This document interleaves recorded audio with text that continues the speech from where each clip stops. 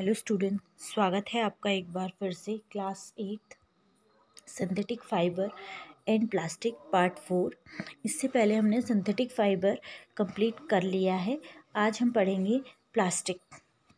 Plastic एक polymer है। Polymer आपको पहले बताया है, जो मोनोमर्स हैं उनको बार बार रिपीट करके एक चीज़ बनाई जाती है जिसे कहा जाता है पॉलीमर, और ये प्रोसेस कहलाती है पॉलीमराइजेशन।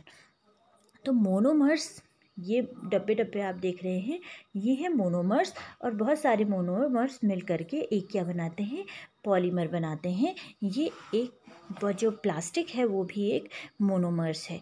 तो जो मोनोमर्स हैं उन दो टाइप से वो उनका अरेंजमेंट दो टाइप से होता है। एक तो सीधी रेखा में होता है, जो सीधी रेखा में जो उनका अरेंजमेंट होता है उसे हम बोलते हैं लीनियर अरेंजमेंट।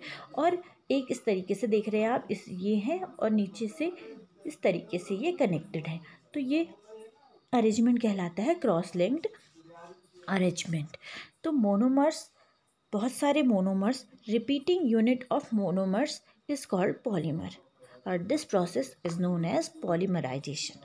तो प्लास्टिक जो है एक पॉलीमर है।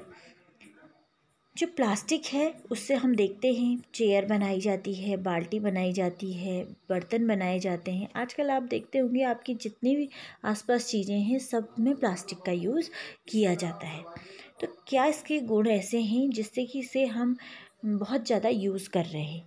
क्योंकि ये सबसे पहला तो यह है मटेरियल ऑफ चॉइस। ये हम क्या करते हैं, बहुत सारी चीज़ों में हम इसका यूज़ कर रहे हैं, हर चीज़ में। जैसे कि बर्तन बनाने से लेकर के टेबल, चेयर, कुर्सी, ये सारी की सारी चीज़ें हम प्लास्टिक की देख रहे हैं, प्लास्टिक की चीज़ें आ रही हैं। इसका कारण है क्योंकि ये सबसे पहली बात तो ये नॉन रिएक्टेंट है। यानी कि अगर आप देखेंगे चेयर अगर हमने बनाई, लकड़ी की बनाई या मेटल की बनाई है, तो कुछ टाइम बाद अगर हमने उसको बाहर रख दिया या कुछ टाइम बाद वो क्या होने लगती है, बहुत जल्दी ख़राब होने लगती है। लेकिन जो प्लास्टिक है वो किसी चीज़ से अभिक्रिया नहीं करता, जैसे कि वो पानी से कोई अभिक्रिया नहीं करता, धूप से कोई अभिक्रिया नहीं, वायु से कोई अभिक्रिया नहीं करता, जिस कारण क्या है वो ज़्यादा टाइम तक बची रहती है। तो ये क्या है, अभिक्रियाशील नहीं है। दूसरी है लाइट, स्ट्रॉन्ग एंड ड्यूरेबल। हल्की है, स्ट्रॉन्ग है और ड्यूरेबल है, यानी कि ज़्यादा समय तक चलने वाली है। Can be mould into different shape, और जो प्लास्टिक है उसको हम बहुत सारे अलग अलग शेप्स में चेंज कर सकते हैं। अकर इन वेरियस कलर्स, और बहुत सारे कलर्स भी प्लास्टिक में आते हैं, जो मर्जी चाहो वो कलर का प्लास्टिक होता है। लकड़ी में बहुत सारे कम कलर्स होंगे अगर हम लकड़ी की कुर्सी बनाते हैं, और अगर हम प्लास्टिक की चेयर खरीदते हैं तो उसके बहुत सारे कलर्स हमें मिल जाएंगे। Light weight, light weight and cheaper than metal. Light weight है, हल्का है, चेयर उठाए, प्लास्टिक की कोई भी चीज़ हम उठाते हैं हल्की होती है, और मेटल से बहुत सस्ती होती है। मेटल की चीज़ कोई ख़रीदने जाएं और प्लास्टिक की चीज़, दोनों में हम देखते हैं बहुत अंतर है, तो जो सस्ती है हम उसे ख़रीद लाते हैं। Poor conductor of electricity and heat. जो लाइट है या हीट, गर्मी है, ऊष्मा है, उसकी क्या है, कुचालक है। कुचालक का मतलब है उसमें से ऊष्मा या विद्युत का चालन नहीं होता है। जैसे आप मेटल देखते हैं, एक लोहे की रॉड ले लेते हैं, अगर इसके नीचे आग जलाई जाए, हम यहाँ गर्म करते हैं लेकिन यहाँ तक वो पूरा का पूरा गर्म हो जाता है। तो ये क्या है, इसमें ऊष्मा का चालन होता है, लेकिन प्लास्टिक में है ऊष्मा का चालन नहीं होता है। विद्युत का चालन, आप देखते हैं प्लास्टिक के जो वायर हैं वो वायर, बाहर से प्लास्टिक होता है, अंदर से मेटल होता है। बाहर से प्लास्टिक इसीलिए लगाया जाता है क्योंकि उसमें करंट फ्लो नहीं होती है, यानी कि विद्युत धारा नहीं बहती है, जिससे हम छूने पर भी हमें करंट नहीं लगता है। इसलिए ये क्या है, यूज़ किया जाता है। लाइट्स वगैरह जब हम लाइट की फिटिंग करते हैं उसमें भी यूज़ किया जाता है, क्योंकि ये पुअर कंडक्टर ऑफ इलेक्ट्रिसिटी है। अब जो प्लास्टिक है वो दो टाइप्स के होते हैं। पहला है thermoplastic. Thermoplastic, the plastic which change their shape on heating are called thermoplastic. जो प्लास्टिक गर्मी से गर्म करने पर अपने शेप को चेंज कर देते हैं, थर्मोप्लास्टिक कहते हैं। जैसे कि पीवीसी, पॉलीथीन जो हमारे घरों में यूज़ होती है, पॉलीथीन या पतले से जो डब्बे हमारे हैं, अगर हम उनको गर्म करते हैं तो उनका शेप बिल्कुल चेंज हो जाता है। तो ये प्लास्टिक कहलाते हैं थर्मोप्लास्टिक, यानी कि जो अपना शेप चेंज कर देते हैं, लाइट गर्मी के कारण शेप चेंज कर देते हैं या सॉफ्ट हो जाते हैं, इसलिए इन्हें हम क्या कहते हैं, थर्मोसॉफ्टिंग प्लास्टिक भी कहते हैं। हम इसको अगर हम इसमें गर्मी दे दें तो क्या हो जाएगा, पिघलने लग जाएगा। यानी कि अगर हम इसको रीयूज़ कर सकते हैं, एक सांचे से दूसरे सांचे में से हम ढाल सकते हैं, ये होता है थर्मोप्लास्टिक।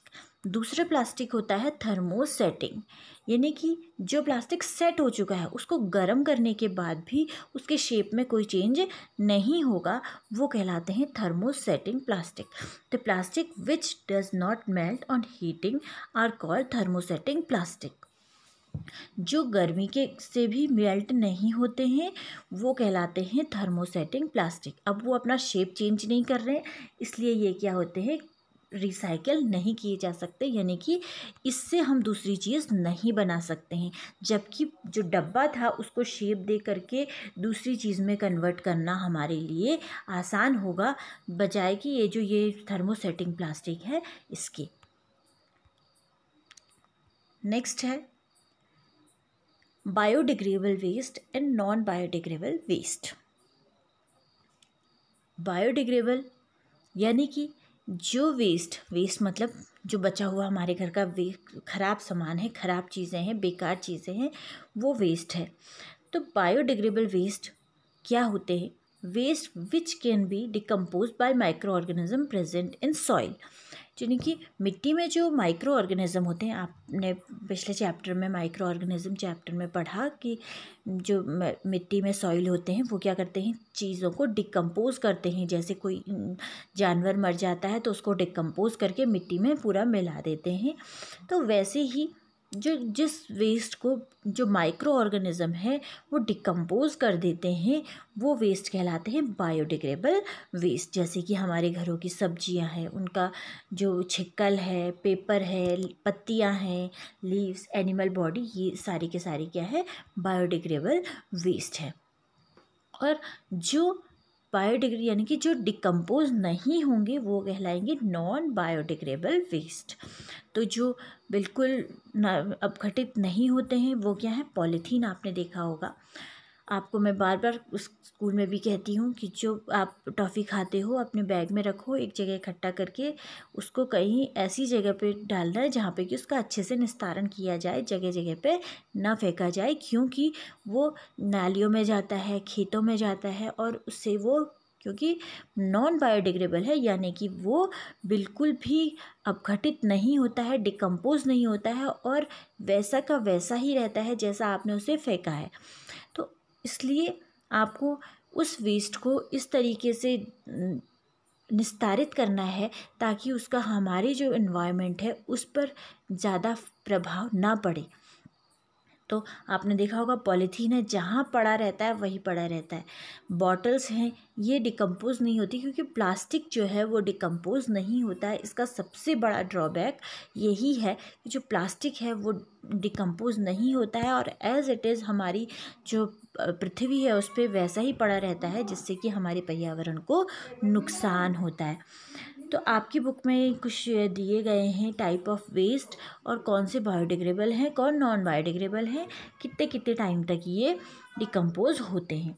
तो पील ऑफ वेजिटेबल एंड फ्रूट्स, जो आपकी जो घरों में सब्जियां होती हैं उनके छिक्कल हैं, वो 1-2 हफ्ते में डिकम्पोज हो जाते हैं।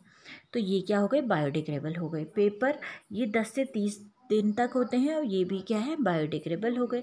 कॉटन क्लॉथ, ये 2 से 5 महीने लगाते हैं, ये भी बायोडिग्रेडेबल हैं। धीरे धीरे टाइम बढ़ता जा रहा है, आप देख रहे हो। वुड है, 10 से 15 साल लगाती हैं, बायोडिग्रेडेबल हैं, क्योंकि ये क्या हो रही है, डिकम्पोज हो रही है।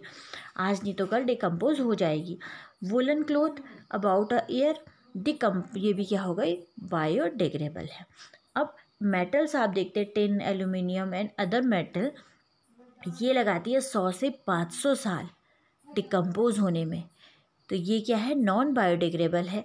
आपके देखने में तो हम इतना साल तो हम जीते भी नहीं है, लेकिन हमारे देखने में तो वो कभी डिकम्पोज होगा ही नहीं, तो उसे हम कहते हैं non biodegradable. Plastic bag several year, ये क्या है, हमेशा ही ऐसे ही रहेगा, ये क्या कहलाता है, नॉन बायोडिग्रेडेबल। तो जो प्लास्टिक है उसका यूज़ हमें कम से कम करना चाहिए, ऐसी जगह पे यूज़ करना चाहिए, ऐसे प्लास्टिक का यूज़ किया जाए जो कि दोबारा से रीयूज़ हो जाए। तो प्लास्टिक हमारे लिए एक बहुत अच्छी चॉइस नहीं है, लेकिन सस्ता है, टिकाऊ है, इस कारण से ये बहुत ज़्यादा प्रचलन में चलता है। प्लास्टिक एंड एनवायरनमेंट, जो हमारा पर्यावरण है और प्लास्टिक, दोनों में रिलेशन क्या इफ़ेक्ट डालता है हमारे इन्वायरमेंट पे ये प्लास्टिक, इसके बारे में हम जानते हैं plastic is non biodegradable substances. जो प्लास्टिक है वो नॉन बायोडिग्रेडेबल है, यानी कि डिकम्पोज नहीं होता है। तो जो 5R एक टेक्निक है, उससे इन्वायरमेंट को हम बचा सकते हैं, थोड़ा बहुत कंट्रोल में कर सकते हैं।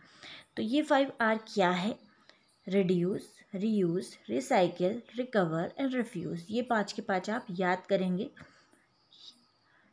और इसे अपनी लाइफ में भी अप्लाई करेंगे। तो पहला है रिड्यूस। रिड्यूस का मतलब है प्लास्टिक का यूज़ कम करना।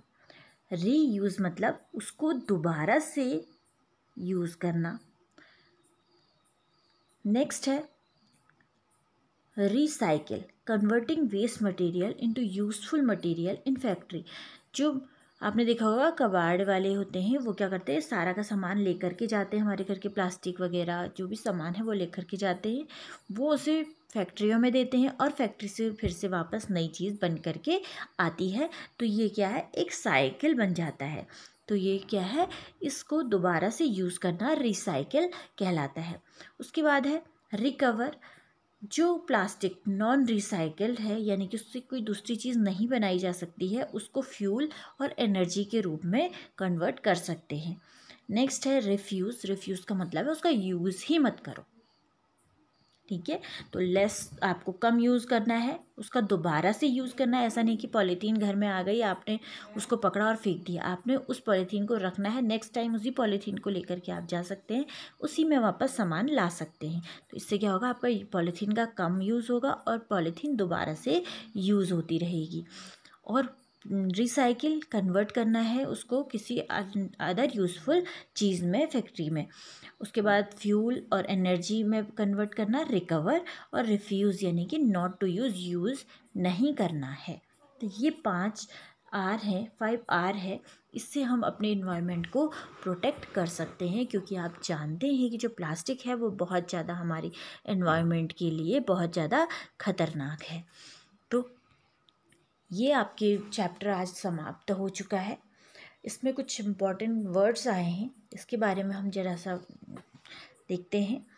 एक्रेलिक एक सिंथेटिक फाइबर है और एक वुलन का सब्स्टिट्यूट है, वुलन की जगह पे यूज़ किया जाता है। गर्मी जाड़ों में बहुत ज़्यादा इसका यूज़ किया जा रहा है, स्वेटर वगैरह, बच्चों के कपड़े वगैरह बनाए जाते हैं। आर्टिफिशियल सिल्क होता है रेयॉन। नायलॉन एक सिंथेटिक फाइबर है। प्लास्टिक एक पॉलीमर है, आज हमने प्लास्टिक के बारे में ही देखा। पॉलिस्टर ये भी एक सिंथेटिक फाइबर है। बहुत सारे एस्टर जब मिलते हैं तो वो क्या बनाता है, पॉली एस्टर। ऐसी पॉलीथीन है, बहुत सारे एथीन मिलेंगे तो पॉलीथीन बनेगा। पॉली का मतलब बहुत सारा, पॉलीमर यानी कि जब बहुत सारे मोनोमर्स मिलते हैं तो बनाते हैं पॉलीमर्स। रेयॉन एक सिंथेटिक फाइबर है। सिंथेटिक फाइबर आप जानते हैं, मैनमेड जो फाइबर होते हैं, केमिकल से बनते हैं, वो सिंथेटिक फाइबर कहलाते हैं। टेरेलिन ये भी एक सिंथेटिक फाइबर है। थर्मोप्लास्टिक और थर्मोसेटिंग प्लास्टिक, जो प्लास्टिक मतलब हीट गर्मी करने पर, गर्म करने पर उसके अपने शेप में चेंज हो जाते हैं, वो होते हैं थर्मोप्लास्टिक। और जो गर्म करने पर अपने शेप का चेंज नहीं करते हैं या सॉफ्ट नहीं होते हैं, वो कहलाते हैं थर्मोसेटिंग प्लास्टिक। इनका हम दोबारा से यूज़ नहीं कर सकते हैं। तो ये इंपॉर्टेंट कीवर्ड्स हैं, इनको आप अपनी कॉपी में नोट करेंगे और नेक्स्ट वीडियो में हम क्वेश्चन आंसर डिस्कस करेंगे। तब तक के लिए बाय बाय, थैंक यू।